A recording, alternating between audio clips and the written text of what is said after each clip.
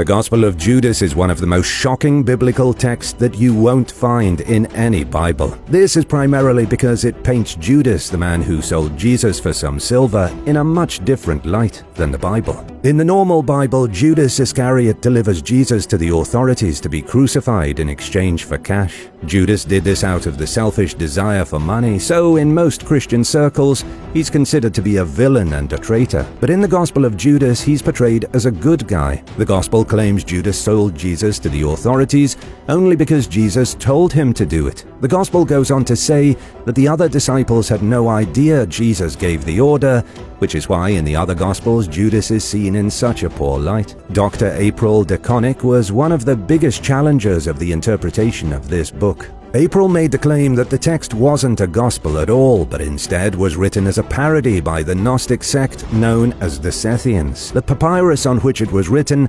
surfaced in the 1970s in Egypt. It was named the Codex Chacus and was kept by an antique collector until it was transferred to the Maecenas Foundation for Ancient Art in Switzerland. Satan is very different depending on which religion you belong to. Christians see Satan as a demonic angel, one who fell to the earth when he rebelled against God. But in Jewish law, Satan is an agent of God. Satan is part of the divine council, a servant of God and a prosecutor of the sinful. Jewish biblical literature forces its reader to look at the notion of free will, as well as good versus evil. Jews believe themselves to be born with the ability to choose goodness or wrongness. An early version of the story of Abraham has Satan testing the man in place of God because, apparently, that was his job. The whole thing about the Jewish faith is that they believe God to be all-powerful, which means he would never in a million years be challenged by a rebellious angel. Instead, Satan was a soldier of God who rooted out wicked individuals. But the followers of Christ completely changed the narrative. It's in the Gospel of Matthew that we hear a description that sounds an awful lot like a zombie outbreak.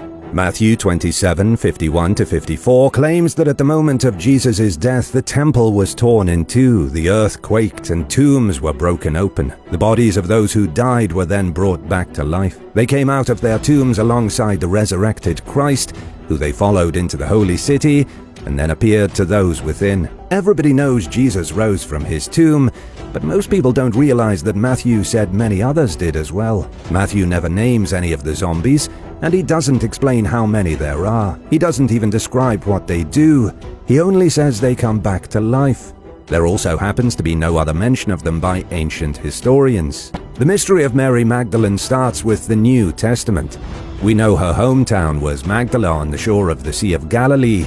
She, like Jesus' other disciples, was attracted to him, but when the men in his company abandoned Jesus in his hour of need, Mary stayed by his side. She was there at the crucifixion, and she was present at his tomb. She was also the first person to whom Jesus appeared after he was resurrected. Some believe that Mary was a prostitute, but this belief only appeared around the 3rd century AD, when the church really started to hate on women with their full force. During the 1st century AD, in which Jesus was alive, someone having spirits or devils inside them was directly related to demonic possession, which itself was most likely connected to mental illness. Anyone who had something mentally wrong with them, or a sickness of the mind, was believed to be possessed by evil forces. The story of Cain and Abel is one of the most well-known biblical legends. Cain and Abel were brothers who were asked by God to bring sacrifices to him. God accepted Abel's sacrifice, but rejected the gift brought by Cain. This caused Cain to become jealous,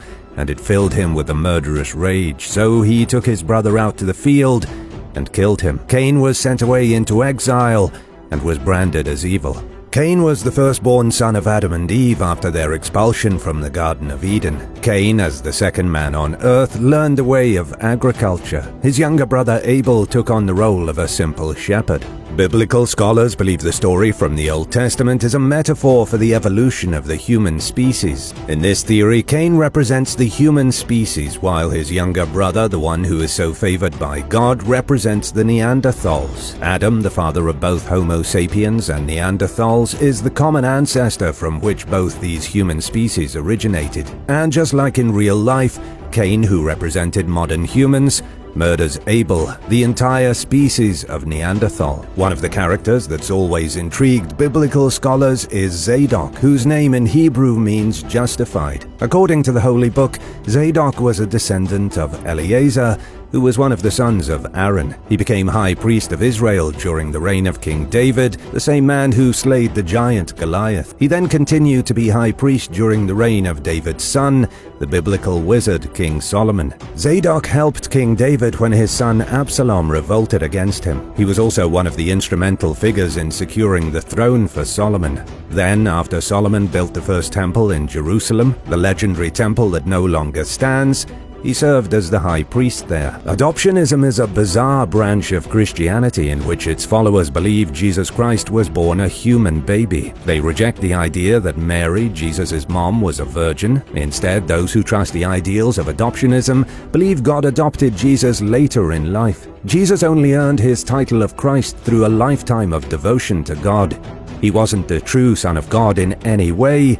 He just devoted his life to a supreme deity and was awarded for his efforts. Historians think it was a way for early Christians to reconcile the idea that Jesus was born of a miracle when they'd grown up with the hardcore monotheism of Judaism. For Jews, both ancient and current, a divine trinity is unacceptable. To them, the very idea is downright heresy. As you can probably guess, adoptionism wasn't something the church was very enthusiastic about. By the 2nd century AD, adoptionism was considered heresy, and we all know what happened to heretics.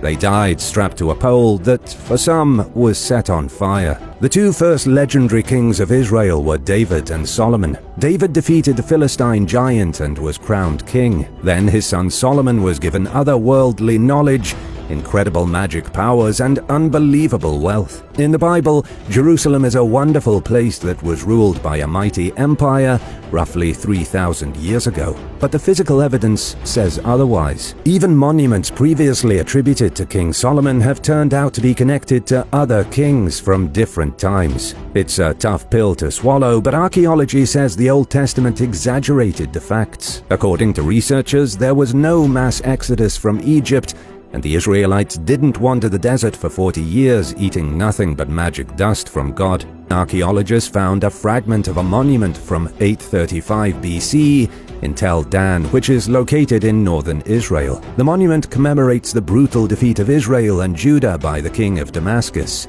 but it also briefly mentions the house of David. A single line of text seems to confirm that David's bloodline lived on after his death, and that they ruled Israel. What we do have evidence of, according to Finkelstein and Silberman, is that Jerusalem was small and weak. Solomon's temple may have been little more than a stone shack with a straw roof, not the grand megalithic structure described in the Holy Book. The Gibeonites went down in history as some of the craziest religious fanatics that ever branched off from mainstream Christianity. The Gibeonites had a presence in Christianity and Judaism, and they even infiltrated older religions like Mithraism. It likely started in ancient Syria, then stretched far enough away that the Gnostic belief started to influence Hinduism and Buddhism. The general idea was that the human body was a prison where the individual soul was trapped, and that the only way to heaven was through reunification with God. Most of their sacred scripture revolved around Mary Magdalene.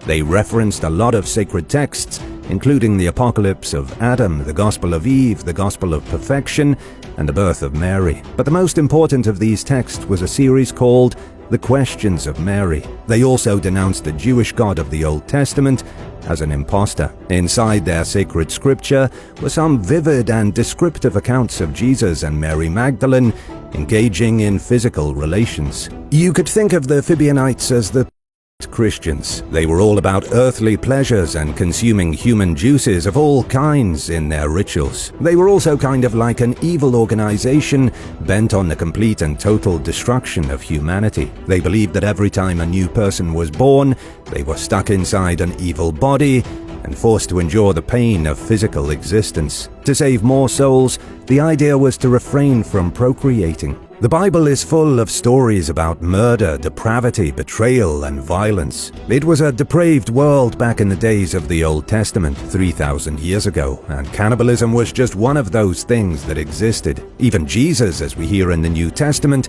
alludes to cannibalism. He told the people they must eat his flesh and drink his blood in the Gospel of John. In the book of Micah from the Hebrew Bible, the leaders of the Israelites were rebuked for not caring about their people, and they were accused of skinning them alive and chopping them up to use as meat in their cooking pots. In Leviticus, God gives a list of punishments that he says will occur if the Israelites disobey him. The final punishment on the list, as it's written, is that they'd be forced to eat the flesh of their sons and daughters. Scholars believe the extensive use of cannibalism in the Bible was likely a stab at the pagan rites of those outside Israel. Cannibalism was seen as something done by barbarians and pagans who followed false gods.